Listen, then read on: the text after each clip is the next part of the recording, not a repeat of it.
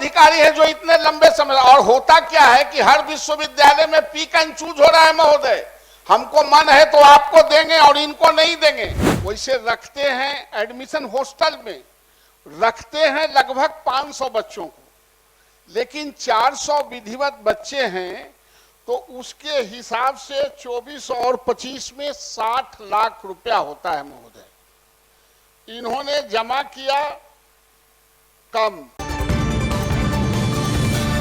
Budget सत्र के 9वें दिन विधान परिषद में माहौल उस वक्त गर्मा गया जब खुद सत्ता पक्ष के भाजपा के नेता प्रोफेसर नवल किशोर यादव ने बिहार की बदहाल शिक्षा व्यवस्था और बदहाल सरकारी हॉस्टलों की व्यवस्था को लेकर सदन के अंदर सवाल उठाए।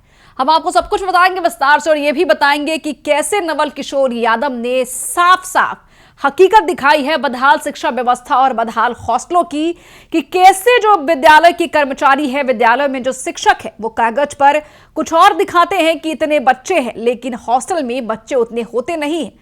लेकिन कम बच्चे होने के बावजूद सरकारी कोष से पैसे उतने ही लिए जाते हैं और वो पैसे आखिर जाते कहां हैं। इन तमाम मुद्दों को लेकर सदन के अंदर प्रोफेसर नवल कुमार यादव ने बहस छेड़ दी है, जिस पर शिक्षा मंत्री और उनके साथ साथ नीरज कुमार ने भी जवाब दिया है। हम आपको पूरा वीडियो दिखाएंगे इस रिपोर्ट में। नमस्कार, मैं हूं शालिनी सिंह और आप देख रहे हैं दर्श न्यूज।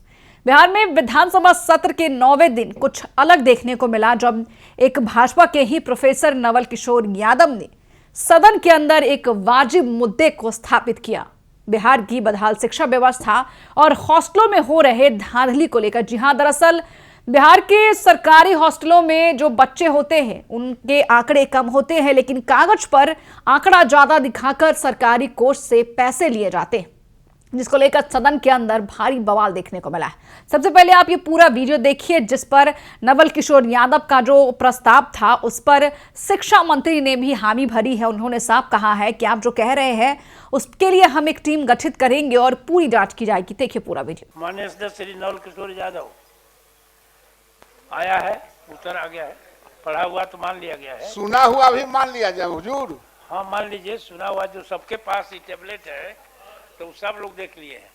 महोदय, माननीय मंत्री के जवाब से मैं बहुत डिफर नहीं कर रहा हूं, लेकिन एक बात ये भ्रम फैलाने वाले जवाब आए हैं महोदय। हमने किशनगंज के पॉलिटेक्निक कॉलेज के हॉस्टल पर हमने सवाल किया था कि वहां 400 बच्चों का एडमिशन होता है।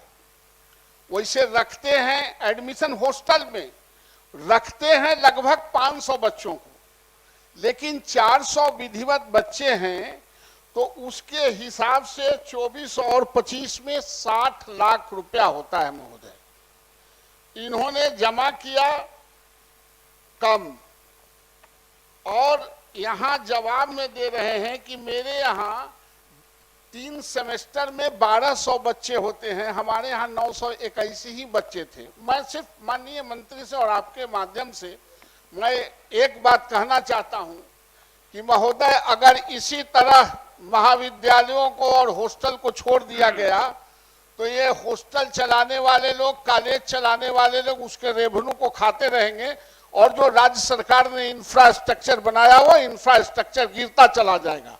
हमारे पास, मैं ऐसे नहीं जाना, चूंकि तो दिलीप जायसवाल जी के क्षेत्र का है, ये बच्चे सब वहां से किशनगंज से महोदय, जो जिसके ऊपर अत्याचार हो रहा था, वो बच्चे वहां जुलूस निकाला, लोगों ने लिख के दिया, कंप्लेन किया कि हम लोगों को पैसा ले लेते हैं और रसीद नहीं देते। देखिए महोदय, लगभग 20 बच्चों का है। तब मैंने इसके संजीदगी को समझते हुए कहा, मैं सिर्फ एक चीज मैं चाहता हूं माननीय मंत्री से कि आप उच्च स्तरीय, आप विभाग के, आपको जो अच्छा लगे, आप उच्च स्तरीय एक जांच करा लें। ये कहते हैं 921, आप 5 सत्र के जांच करा लें। यही नहीं, जब बच्चों ने कंप्लेन किया तब इन्होंने लगभग 12 लाख रुपया जमा किया। जब बच्चों ने कंप्लेन किया उसके डेट के बाद, तो मैं उस पचरा में नहीं पढ़ना चाहता हूं। मैं सिर्फ माननीय मंत्री से यह आग्रह करता हूं कि आपको बड़े पदाधिकारी से जिससे हो, ये सवाल बूढ़ा के मरने का नहीं है, जम के परिकने का डर है। नए नए इंस्टीट्यूट बने हैं, नए नए इंजीनियरिंग कॉलेज बने हैं, पॉलिटेक्निक महाविद्यालय बने हैं, और इसी तरह के चोरकटाई होते रहेगा तो उसके इंफ्रास्ट्रक्चर गिर जाएंगे। इसलिए मैं माननीय मंत्री से मैं चाहता हूं कि एक जांच, बेहतर जिससे आपको अच्छा लगता है जांच करा लें, ताकि आगे कोई जुर्रत इस तरह के करने का नहीं करे। माननीय मंत्री, हम माननीय मंत्री जी जो जवाब दिए हैं उस पर माननीय प्रश्नकर्ता, मैं केवल यह कहना चाहता हूं कि इस बात की भी तो चर्चा विभाग को करना चाहिए। 5 रुपया महीना में हम पॉलिटेक्निक की पढ़ाई कर रहे हैं, 5 रुपया महीना में। आई विभाग जवाब में लिखता ही नहीं है। भाई आप सारी बात लिख रहे हैं कि प्रति छात्र इतना सेमेस्टर लगता है, इतना हॉस्टल शुल्क है, लेकिन उसको पढ़ने के लिए मात्र 5 रुपया में ये देश में उदाहरण है। तो हम समझते हैं कि विभाग को यह भी ऐड करना चाहिए।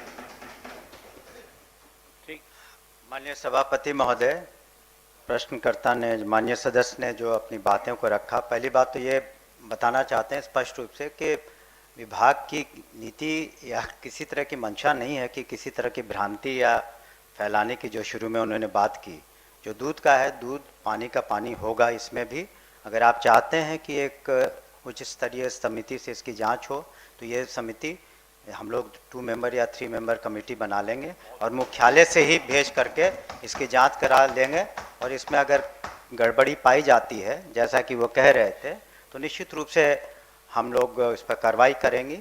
और जैसा सदस्य कह रहे थे 5 रुपया वाली बात, वो निश्चित रूप से विभाग को नहीं कहा गया, लेकिन ये उदाहरण है पूरे देश में कि जिस तरह से हमारे engineering colleges, polytechnic colleges, ITI चल रहे हैं।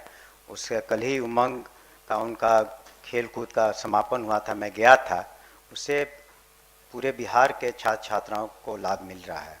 इसको हम जरूर करवा लेंगे, आप निश्चित रहे। एक महीना के एक और आग्रह है कि इसको जल्दी करा दें।